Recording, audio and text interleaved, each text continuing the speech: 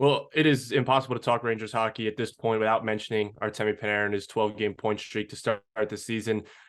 Other than the haircut, obviously, what has been his biggest change from last season to this season? He just looks like he's playing lighter. He looks like it's a very unbothered, uh, lighter Artemi Panarin, and everybody that has skated next to him has benefited from it.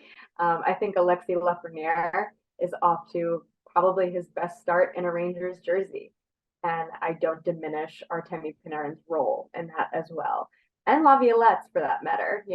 Putting that line together right off the bat, which is a line Filipino, Panarin, and Lafreniere that we haven't seen really, which is kind of surprising for how many line combinations that this Rangers team has gone through. But I think that Artemi Panarin is playing in a way that he will make anybody who's skating next to him better, which is when he's operating at his best. And but he's also got a layer of defensive responsibility to his game as well this season, which is obviously a welcomed fact for the Rangers.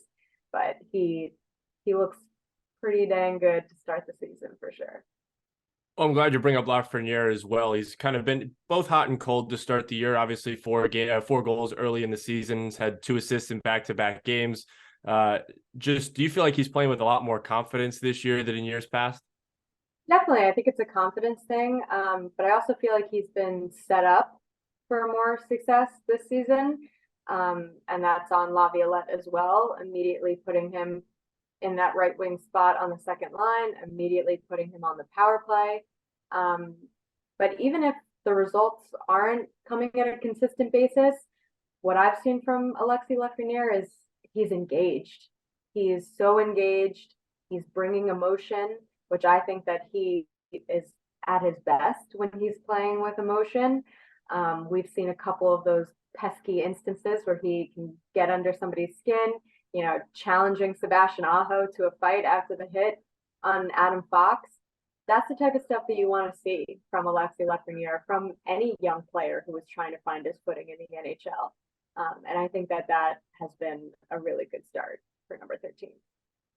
So I feel like we had this conversation last year when we spoke, but again, Patrick Kane's name continues to come up when talking about the New York Rangers. I could tell Stop. you're tired of it. I think everybody's Stop. tired of it. But with the struggles of with the struggles offensively of both Kako and Blake Wheeler, is there any interest there? I feel like it has to be asked at least once. Uh, I wish it was just once. I would really be happy to never answer another question about Patrick Kane ever again, as much as I enjoyed covering the man last year. Um, Look, yes, to your point about Kako and Wheeler more in particular, would the Rangers want to add a guy like Patrick Kane? The name, sure. The uncertainty of the player coming off of major surgery, I don't know if that's a risk that the Rangers want to take.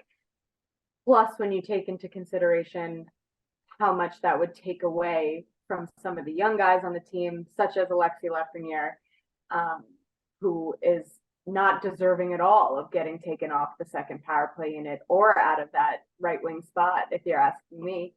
I don't think that it's the route that the Rangers want to take.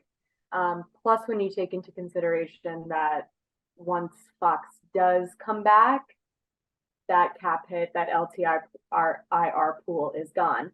So a major signing like that, again, would have to be for a league minimum type of situation. It wouldn't work financially for them to give him maybe the type of deal that he's looking for. But I also don't know what kind of deal that he's looking for. Does he want to take a pay cut and go to a contending team like the Rangers? Maybe. Does he want, more of a legitimate deal with a little bit more substance with the Buffalo Sabres or someone?